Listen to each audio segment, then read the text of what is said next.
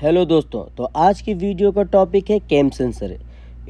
इस वीडियो में हम बहुत ही डिटेल में कैम सेंसर से रिलेटेड हर एक बात को डिस्कस करने वाले हैं, ताकि इस वीडियो को देखने के बाद किसी भी इंसान के माइंड में कैम सेंसर से जुड़ी कोई बात, सवाल या डाउट बाकी ना रहे।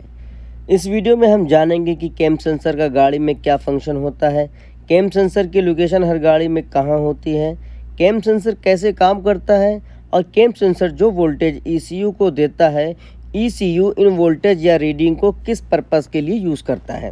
इसके अलावा 2 वायर और 3 वायर कैम सेंसर को मल्टीमीटर से कैसे चेक किया जाता है, कैम सेंसर ख़राब होने पर गाड़ी में कहां कहां दिक्कतें आती हैं, और कैम सेंसर से रिलेटेड बनने वाले डेटा ट्रबल कोड्स को कैसे फिक्स किया जाता है, ये सब डिस्कस करेंगे आज की इस वीडियो में।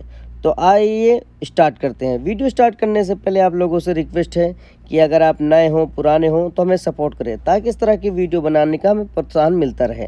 तो सबसे पहले कैम सेंसर के फंक्शन, लोकेशन और वर्किंग को देख लेते हैं। इंजन के टैपेट कवर के अंदर कैम शाफ्ट मौजूद होती है। तो कैम सेंसर आपको टैपेट कवर के राइट या लेफ्ट, इन दोनों लोकेशन पर कहीं भी माउंट नज़र आएगा। कैम शाफ्ट का काम होता है इंजन हेड में लगे इनटेक और एग्जॉस्ट वाल्व्स को ओपन और क्लोज करना। कैम शाफ्ट पोजीशन सेंसर, इस सेंसर के नाम से ही मालूम हो जाता है कि कैम सेंसर का काम कैम शाफ्ट की पोजीशन और एंगल को सेंस करके इंजन कंट्रोल मॉड्यूल को सिग्नल भेजना होता है। ECU इन वोल्टेज से पता चलाता है कि पिस्टन नंबर 1, 2, 3 या 4 जितने भी सिलेंडर हैं उनकी पोजीशन क्या है, और ECM इस पोजीशन के मुताबिक इंजन में फायरिंग ऑर्डर डिसाइड करता है कि किस सिलेंडर में फ्यूल भेजना है और किस सिलेंडर में स्पार्क करना है। कैम सेंसर का सिग्नल पेट्रोल इंजन में स्पार्क की टाइमिंग के लिए यूज़ किया जाता है, और डीजल इंजन में इंजेक्टर पर पल्स देने के लिए। कहने का मतलब ये है कि अगर पेट्रोल इंजन के इग्निशन कॉइल्स पर प्रॉपर सिग्नल नहीं आ रहा है तो आपको कैम सेंसर चेक करना चाहिए। इसी तरह डीजल इंजन में अगर इंजेक्टर पल्स नहीं आ रहा है तो आपको कैम सेंसर चेक करना चाहिए। कैम सेंसर का सिग्नल पेट्रोल इंजन में स्पार्क करने के लिए और डीजल इंजन में इंजेक्टर पल्स देने के लिए यूज़ किया जाता है। कैम सेंसर कैम शाफ्ट की एक साइड पर माउंट किया जाता है। कैम शाफ्ट सेंसर को ऑपरेट करने के लिए कैम के ऊपर इस तरह के टीथ्स मौजूद होते हैं। ये सब के सब टीथ्स सेम डिस्टेंस पर, एक जैसे डिस्टेंस पर लगे होते हैं। इनमें से एक टीथ मिसिंग होता है। जब कैम शाफ्ट घूम रही होती है और घूमते घूमते कैम सेंसर के सामने ये खाली जगह आ जाती है, तब cam sensor different voltage generate करता है, जिसकी वजह से ECM को पता चल जाता है कि कैम शाफ्ट ने एक राउंड पूरा कर लिया है, और इस तरह ECM पिस्टन की पोजीशन को सेंस कर पाता है और फायरिंग ऑर्डर डिसाइड करता है इग्निशन कॉइल में। अब बात करते हैं कैम सेंसर की वायरिंग की। तो आपको कैम सेंसर 2 वायर और 3 वायर के मिल जाएंगे। 2 वायर वाले कैम सेंसर में आपको एक ग्राउंड वायर मिलेगी और दूसरी सिग्नल वायर मिलेगी। ग्राउंड वायर को सिंपली मल्टीमीटर से कंटिन्यूटी चेक करनी है, और सिग्नल वायर पर 2.5 वोल्ट से 5 वोल्ट पॉजिटिव मिलने चाहिए। 3 वायर वाले कैम सेंसर में 3 वायर मिलेंगी, एक ग्राउंड होगी और एक सिग्नल वायर होगी और एक पॉजिटिव, जिसे हम रेफरेंस वोल्टेज वाली वायर कहते हैं। पावर वायर पर यानी रेफरेंस वोल्टेज पर अलग अलग गाड़ियों पर अलग अलग वोल्टेज देखने को मिलते हैं, यानी किसी में 12, किसी में 5 और किसी में 2.5 वोल्टेज पॉजिटिव मिलेंगे। इसी तरह सिग्नल वायर पर किसी गाड़ी में 2.5 वोल्ट और किसी में 5 वोल्ट पॉजिटिव पूरे मिलने चाहिए, और ग्राउंड को आप मल्टीमीटर से कंटिन्यूटी चेक कर सकते हैं। Normally 2 wire 3 wire cam sensor internal resistance 850 ohm ±10% ऊपर नीचे हो सकती है। अब जानेंगे कि बिना स्कैनर लगाए मल्टीमीटर की मदद से कैम सेंसर गाड़ी पर कैसे चेक किया जाए।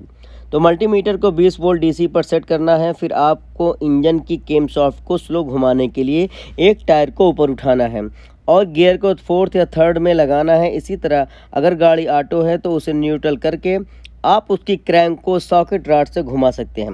अगर आप गाड़ी का इंजन स्टार्ट करके कैम सेंसर का रीडिंग लेंगे तो वो सही रीडिंग नहीं देगा, क्योंकि कैम शाफ्ट काफ़ी तेज़ी से घूम रही है और मल्टीमीटर एक ख़ास स्पीड तक रीडिंग को सही बता सकता है।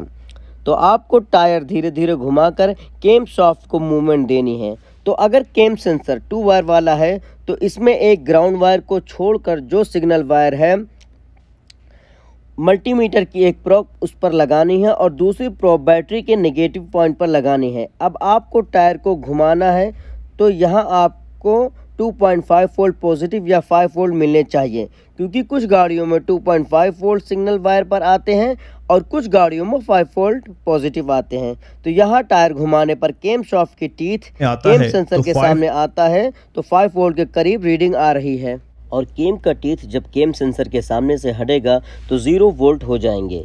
सेम ऐसे ही 3 वायर सेंसर में आप ग्राउंड और रेफरेंस वायर यानी पावर वायर को छोड़कर सिग्नल वायर पर प्रोब लगानी है और दूसरी प्रोब बैटरी के नेगेटिव पर लगानी है और टायर को घुमाकर केम शाफ्ट को स्लोली मूवमेंट देनी है।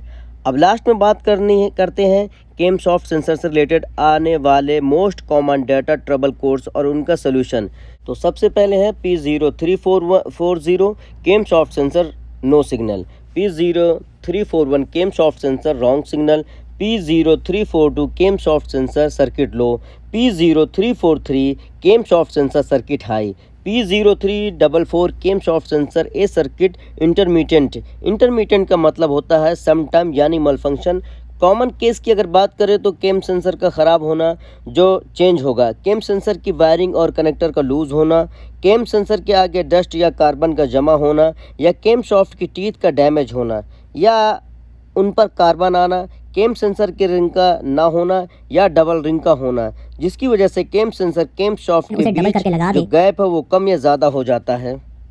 केम सेंसर और केम शाफ्ट के बीच जो गैप होता है वो कम या ज़्यादा हो जाता है, तो जिसकी वजह से प्रॉपर सिग्नल ईसीएम को नहीं मिल पाता। आगे बात करते हैं कि केम सेंसर के ख़राब होने पर गाड़ी में क्या क्या दिक्कतें आती हैं। तो सबसे पहले चेक इंजन लाइट का ऑन होना, पुअर ड्राइन लॉन्ग होना, लॉन्ग क्रैंकिंग के बाद इंजन स्टार्ट ना होना या कई इंजन स्टार्ट लेट होने के बाद हो जाते हैं, इंजन में मिसफायर हो सकते हैं, पुअर माइलेज का होना। तो उम्मीद है कि आप आज की इस वीडियो में कुछ नया जानने को मिला होगा। तो मिलते हैं अगली नेक्स्ट वीडियो में, जब तक आप यूँ मुस्कुराते रहें और हमें यूँ ही सपोर्ट करते रहें।